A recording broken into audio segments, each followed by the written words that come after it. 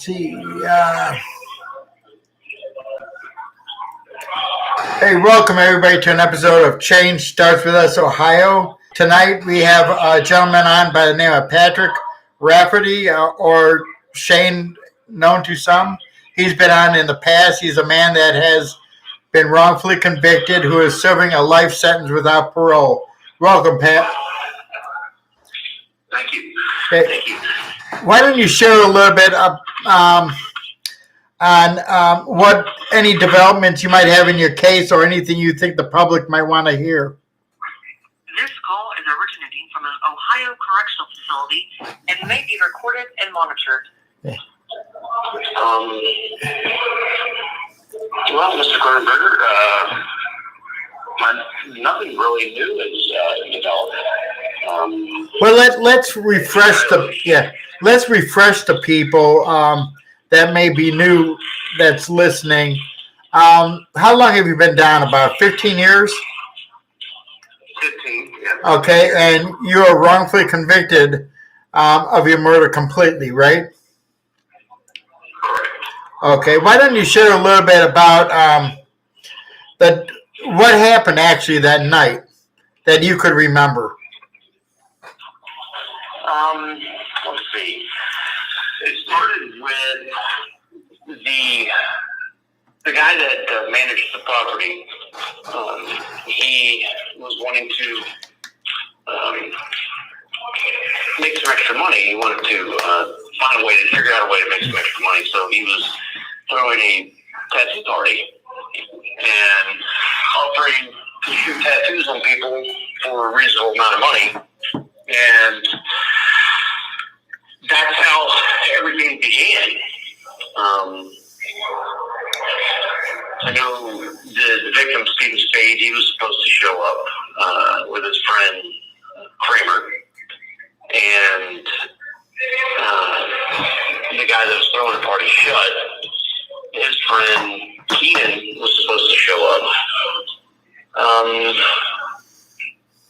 I'm not sure if anyone else was or not, but they were mainly the ones that showed up. We got to drinking, having a pretty good time, and somewhere along the lines, somebody crossed somebody, and somebody wound up dead.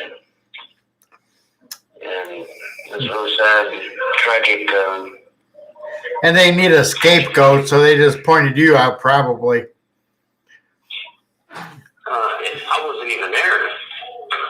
Right. Yeah. Had someone like Jason Keenan, who was the guy's friend, and admits to getting rid of the gun, solved the whole thing, and got 1 year worth release and 5 years probation. Another site of total corruption by a county and the court system. By just hearsay, pointing somebody out and saying that person did the crime. Yeah. And my heart goes out for you because I've been in your position. Not that I had life without parole, but I did 25 years and was wrongfully convicted. But in your case, you're totally innocent, and you should not be in prison at all. And we gotta bring this out to the public and let them know you're one of many who is incarcerated for a crime you did not commit. This call is originating from an Ohio correctional facility and may be recorded and monitored. But you're fortunate, though, that you have a wonderful woman helping you out.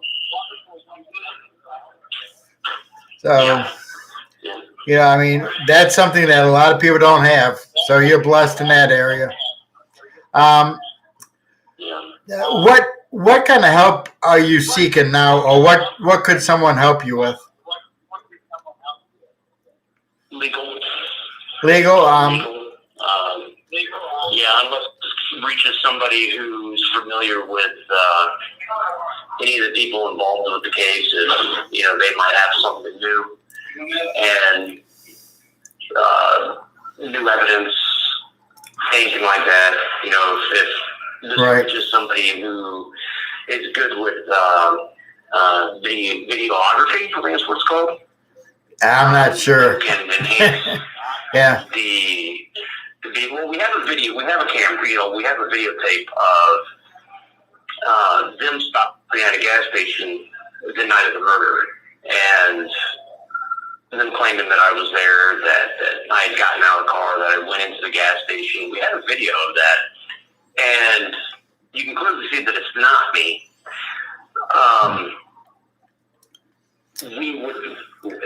But because this tape was already introduced at trial,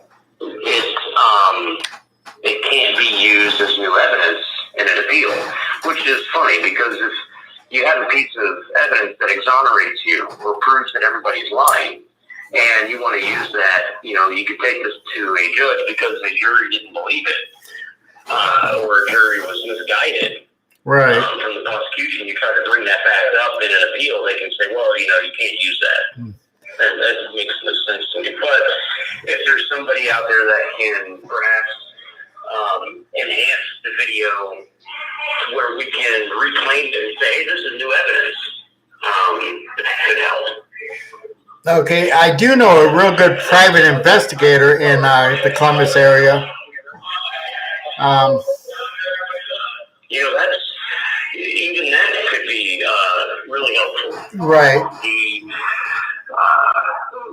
One of the like I said, the co-defendant that was released, he has, I'm sure, probably told many people what actually happened that night. But I had no way of finding those people. I had no way of talking to those people. Right. So we need an investigator to help you out. That might be a first step, really, and then an attorney after that. Yeah. And there was, Shiloh had discovered that during Lisa Penix's trial, or it could have just been while the detectives were questioning people, that William Kramer had admitted to killing Stephen because of an affair that Stephen Fade was having with his girlfriend, right? His girlfriend, which is the reason that they gave for them claiming my involvement. Right.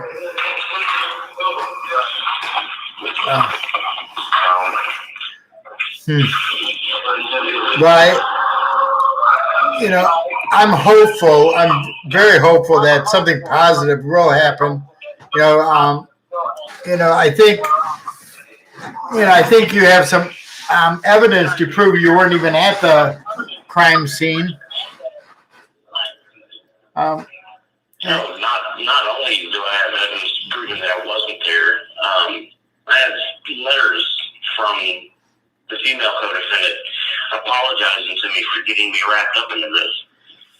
Telling me that she's going to explain to me at some later date of however they went about doing what they did. Right. So that's something that might be able to be brought in court, but a lot of times the court will not accept stuff like that, even if it's evidence to go in your favor. Exactly.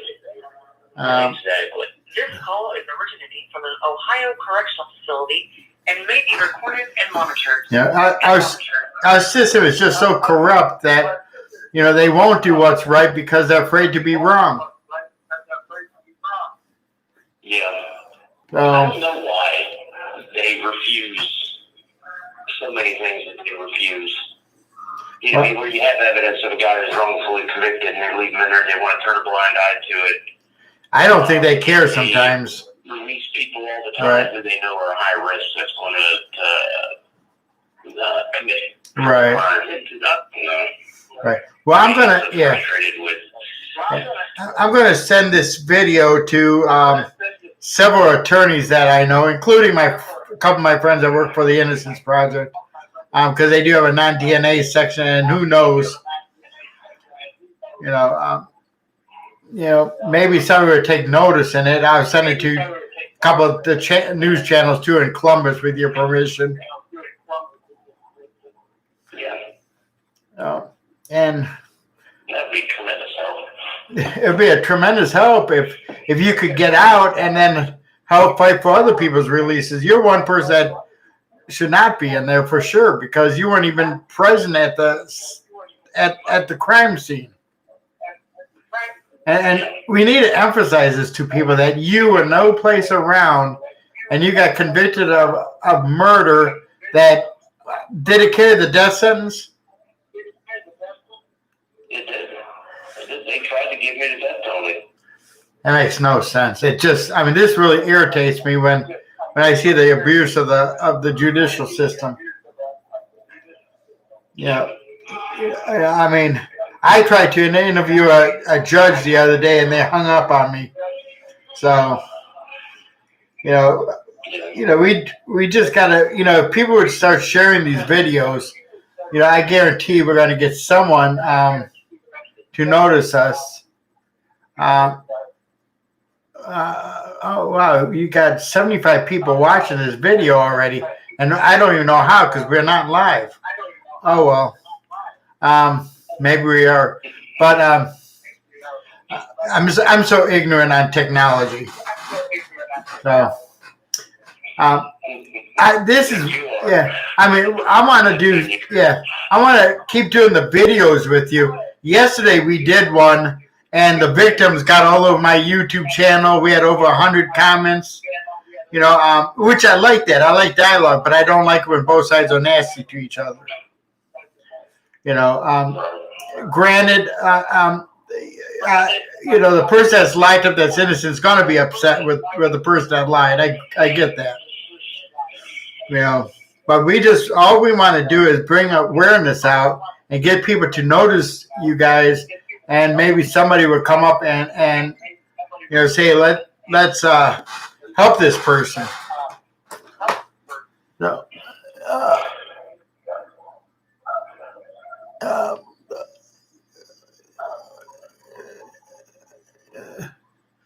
okay. Share a little bit. You've been in 15 years. What have you done to better yourself? Even if you did not commit the crime, which we already know, but we all could take programming and stuff to better ourselves as individuals. Well, you do a lot of reading. I think everybody knows that when you go to prison. Yeah, well, you won't do that when you get out here. You'll be on the computer watching it. Learned how to play the guitar. Wow. Taught myself mathematics. This call is originating from an Ohio correctional facility and may be recorded and monitored. And figured, why not? Huh. Became a tutor. So in other words, you keep yourself busy. You keep yourself busy, and you can't go to a law library at this point, can you? No, the COVID-19 has locked down. Okay, so if you needed something legally, do you have to kite them and they'll bring it to your cell? Okay. Good. Not that I know anything legally, I don't, but I tell you, if I was in there totally innocent, I would spend all my free time in the library. When you can. For the first couple of years. Yeah. And every chance I got, I went to the law library. Got a job in the library. And spent many hours trying to figure the legal system out. Learned who to write for help, and over the years, just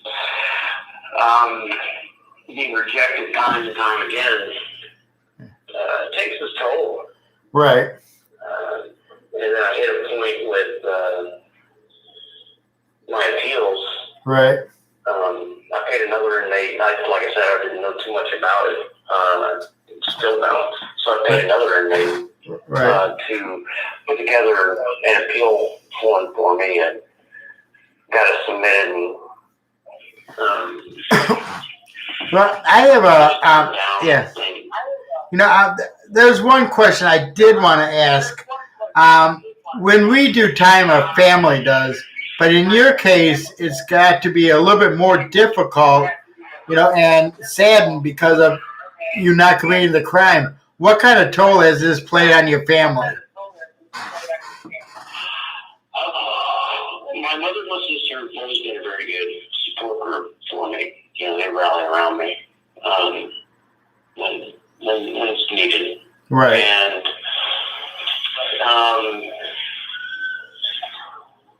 when I had three kids, I was married and had 3 kids. Right. Before I came to prison, that was during the divorce that all this had happened. Now, the kids, when they were really little, would come visit, and they didn't like it. And I didn't want it to be something that they should feel that they're forced to do. Right. Everybody's aware of children who don't want to go to their dads on the weekends when it's their weekend to go to their dads. And I didn't want it to be one of those. And so I told my ex that, when the kids are old enough to decide for themselves whether or not they want to have a relationship with me, maybe that would be the best time to bring them around. And I came to that decision when I was playing slapjack with my oldest daughter, and she was still little. Her legs, how they don't even bend at the end of the chair. They stick straight out. And so I'm sitting there right across from her. She's a little bitty. The cards are huge in her hands, her tiny little hands.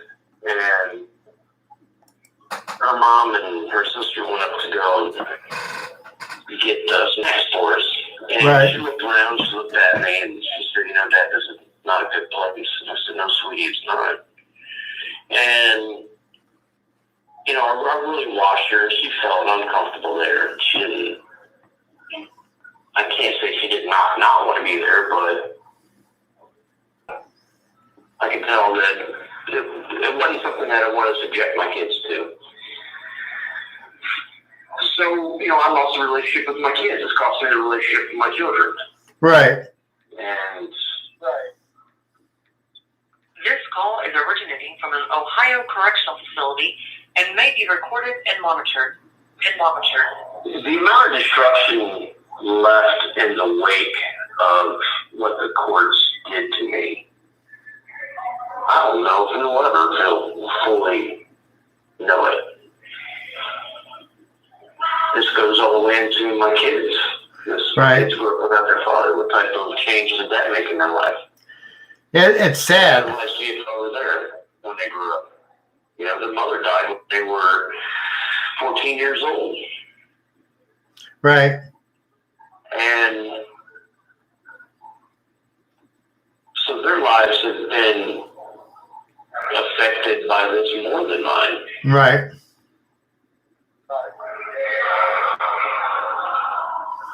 Huh. It's,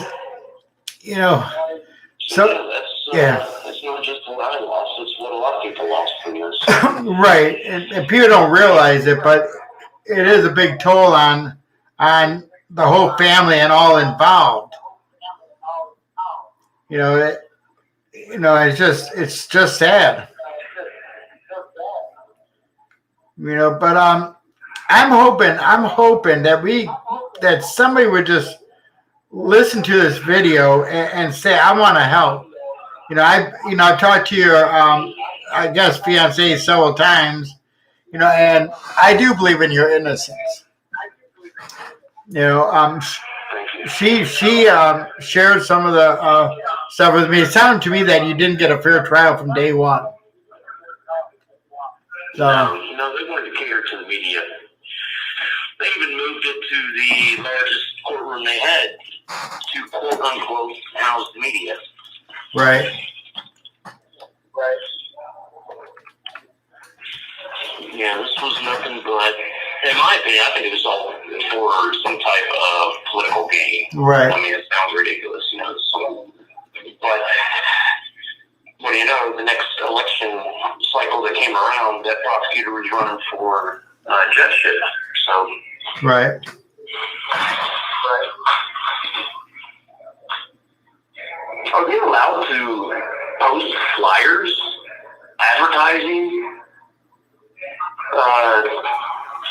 trials of people like that?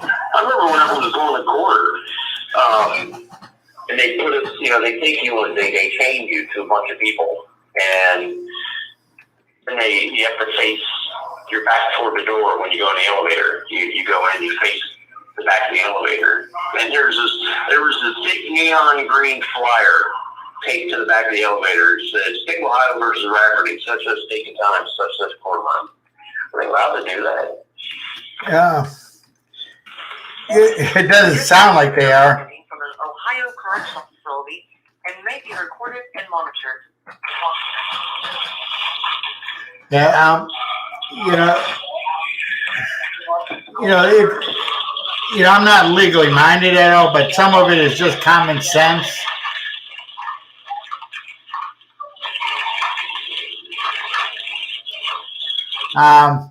Oh wow. You know who's watching this? I do not know how she's doing it. Your girlfriend's watching this. I'm trying to figure out who she was on there. You know, but I'm really glad she's listening, because she even said you did not get a fair trial. You know, and you know, if you don't have lots and lots of money, you're not going to get a fair trial. No, and it's not even about race anymore. You know, a lot of people keep saying it's because I'm black or whatever. It's not that. It's the people that are not in the wealthy category. Oh. Yeah, no, you're absolutely right. Right. And this is something that we have to bring out awareness. First, we got to send you a video around to as many people that will listen to it, and then they're going to realize that this man was, you know, lied on, was sentenced to a crime he did not commit, and was given life without parole. So I see that changing, though, in the future. You know, I think you got too much support. They have to change something. They have to change something. I think part of what we need to do is change sentencing laws. You know, which might be too late for you, but I think, you know, we got to prove your innocence, you know, through awareness, and keep bringing your case out and bringing more evidence out. The next interview we do, why don't you and Shiloh go through the stuff and bring up some of the stuff that we want to bring to the listeners, to their attention? Yeah, so that, you know, we have a little bit more, you know, and I think that would help. Yeah. So, so I think we're on the right track. Yeah, and I've never seen somebody fight as much as your girlfriend does, though, for anyone. She is a pit bull. Yeah, well, I'm going to ask her if she can do our newsletter for us. Don't tell her. From an Ohio correctional facility and may be recorded and monitored. Yeah, I read her newsletter that she's done for you, and she's done an outstanding job. Absolutely. So. Absolutely, yeah. God has really gifted us with her. Right. She has. I'm telling you, she is something else. Yeah. She is something else. You know, if you get help and get released, that helps other people.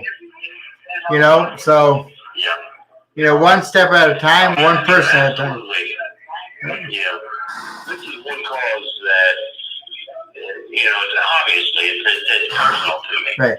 Hi, Kim. Yeah. I'm saying hi to a few people. Kim, if you could subscribe to our video so we can start going live eventually. You have a Kim Hunt that's on, Shiloh's on, and so there's two people that's on watching right now. So,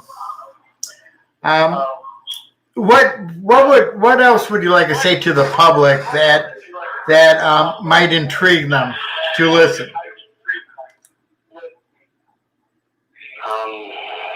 Imagine yourself in this position. What would you like? Yeah, I mean, you could be walking through a store and bumping against a woman and get charged with rape. I've read cases like that. Or you could just be present on the street and not even knowing anybody, and somebody gets shot, then they look at you and say you did it for whatever reason. Yeah, or you can be asleep in your apartment and be charged for a murder that happened in someone else's apartment. That sounds like your case. Like what happened to me. Oh, that is your case. Yeah. I was going to say, I was paying attention. This has to be an eye-opener for so many people that stuff like this does happen. In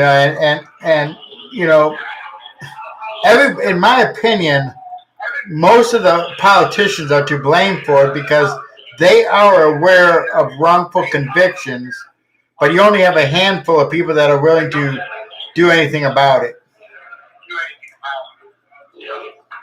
They need to take wrongful conviction more seriously. It seems like they think that once a person's convicted, that's that. Okay, there's no chance that they could be wrong, so they stay steadfast in their outcome instead of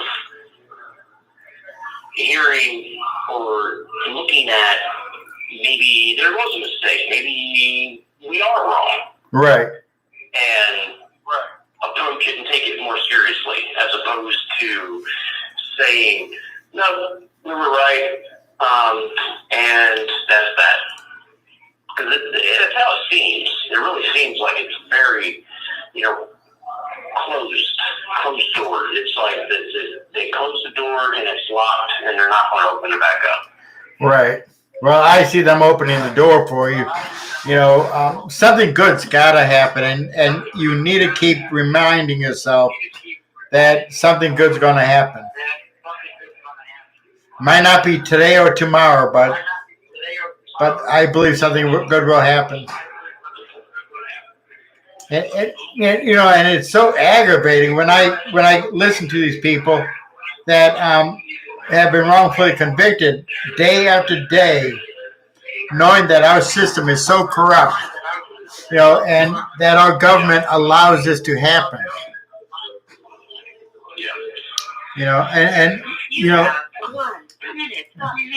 Would you like to call back? Can you call back? Okay, Sure. Give us a call right back, okay? Because we'll figure out something else to say. Okay. Thank you, brother. All right. Okay. All right. Thank you. But I tell you, I am so impressed every time I talk to him. He's got a good head on his shoulders.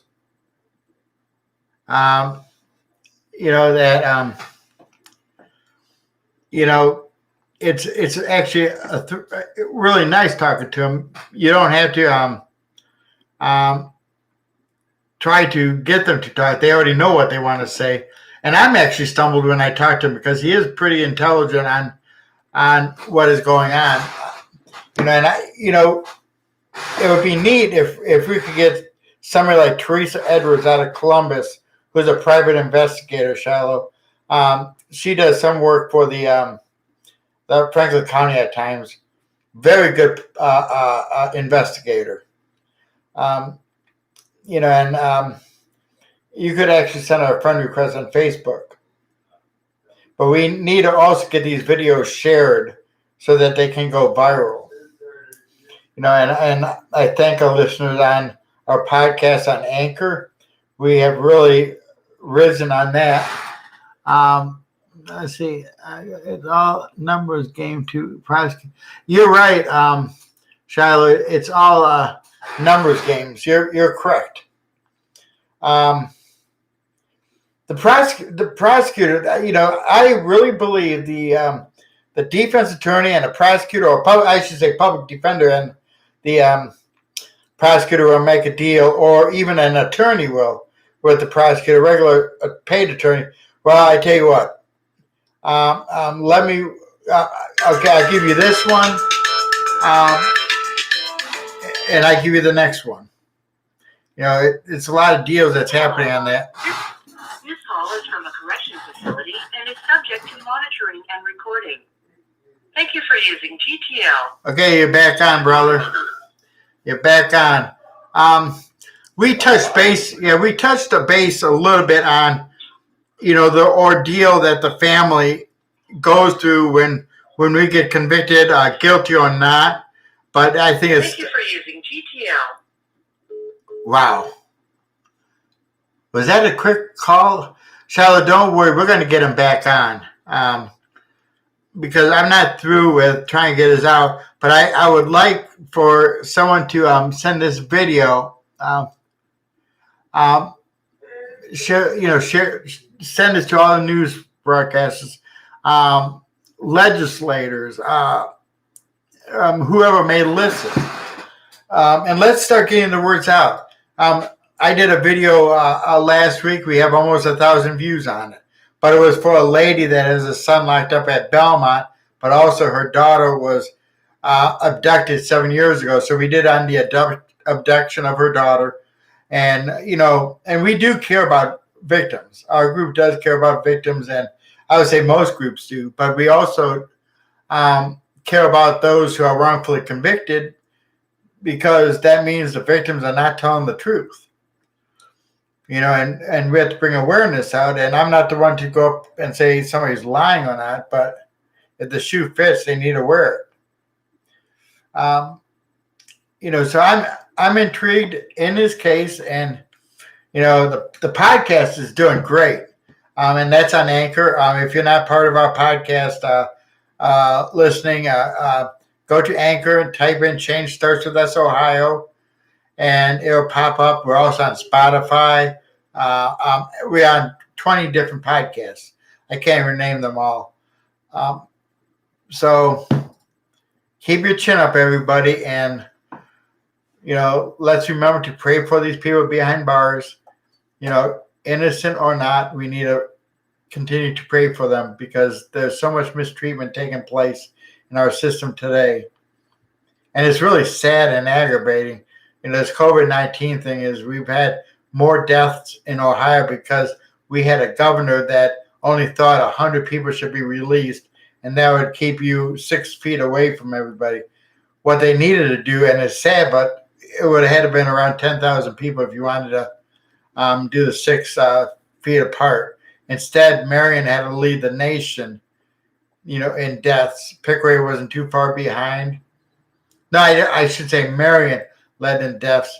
Ohio led in deaths, but Marion led the nation with cases, when every single inmate in Marion caught the COVID-19. Okay, everybody, have yourself a great evening.